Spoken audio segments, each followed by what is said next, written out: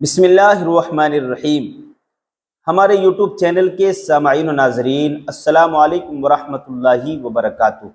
میرے پیارے عزیز دوستو، آج مجھے ان لوگوں کے بارے میں بات چیت کرنا ہے جو بچپن میں ہست میتھون کرتے ہیں، مشت زنی کرتے ہیں، ہاتھ کا استعمال کرتے ہیں۔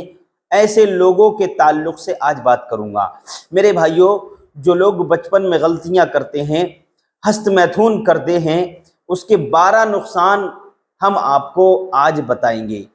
انسان جب ہست میتھون کرتا ہے تو اس کو کتنا بڑا نقصان ہوتا ہے، یہ 12 نقصان ہم یہاں پر بتانے والے ہیں آپ کو۔ ویڈیو کو بالکل بھی اسکپ نہ کریں، آخر تک دیکھیں، بہت بڑا فائدہ آپ کو ملنے والا ہے۔ میرے بھائیوں، اس کے دنیا میں بھی نقصان ہے اور اس کے آخرت میں بھی نقصان ہے۔ نقصان نمبر 1، مشت زنی کرنے والے کو سب سے پہلا نقصان کیا ہوتا ہے؟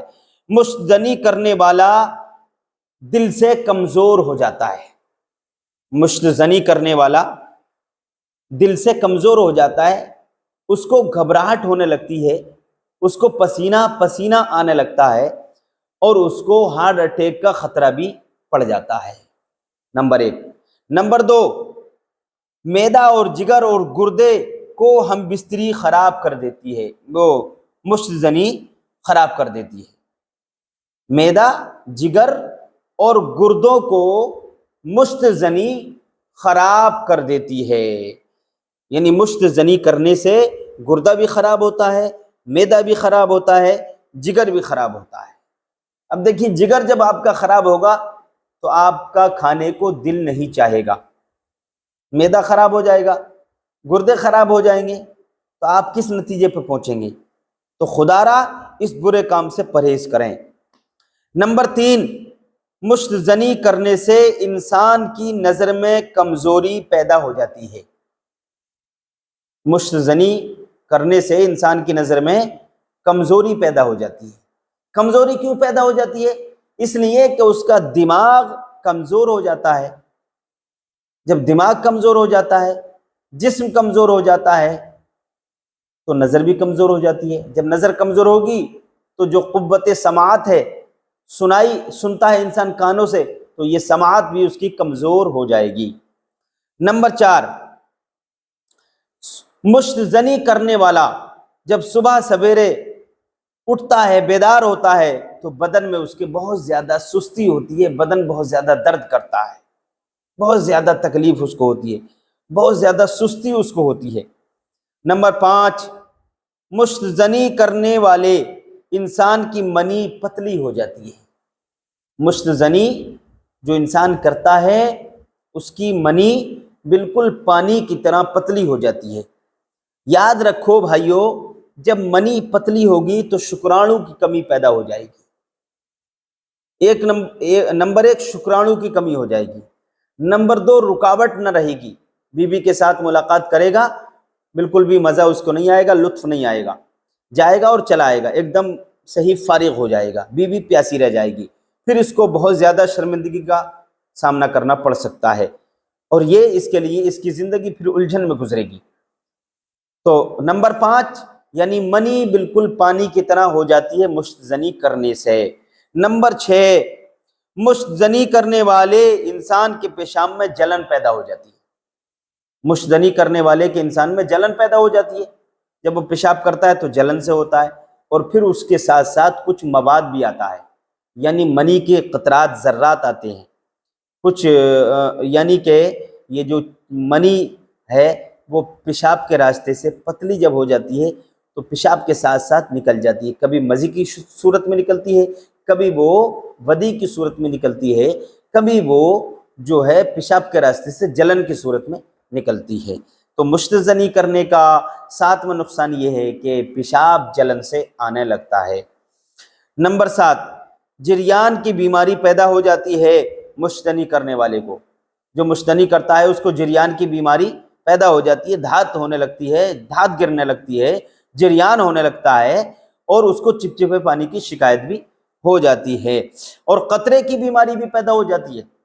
قطرہ، اب قطرہ پیشاب کا بھی کبھی آ جاتا ہے، اور کبھی مزی کا قطرہ آ جاتا ہے، کبھی منی کا بھی قطرہ آ جاتا ہے۔ جب بیماری لگ گئی، نسیں کمزور کر دی، ہاتھ چلا چلا کر، ہاتھ کا استعمال کر کر کے بالکل نفس کو خراب کر دیا۔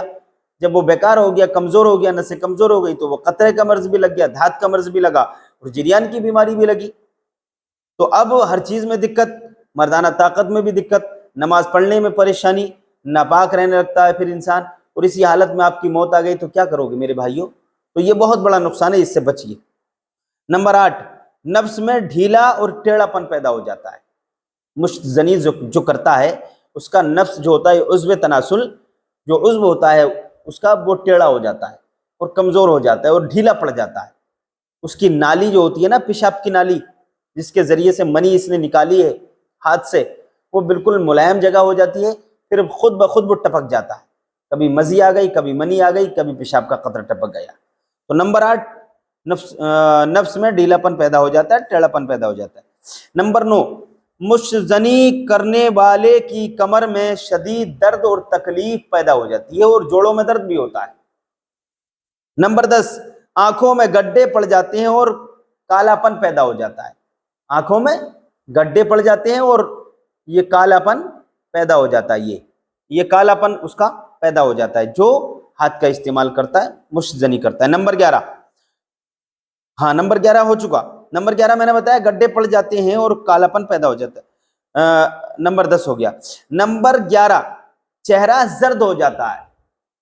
مشزنی جو کرتا ہے اس کا چہرہ پیلا ہو جاتا ہے، رنگت بالکل ختم ہو جاتی ہے، رنگت بالکل، چہرے کی نورانیت اور ملاحت بالکل ختم ہو جاتی ہے، چہرہ بھونڈا بھونڈا سا لگنے لگتا ہے، روکھا روکھا سا لگنے لگتا ہے، اور ایک مردائی سی چھا جاتی ہے چہرے پر مشت زنی کرنے والے کے۔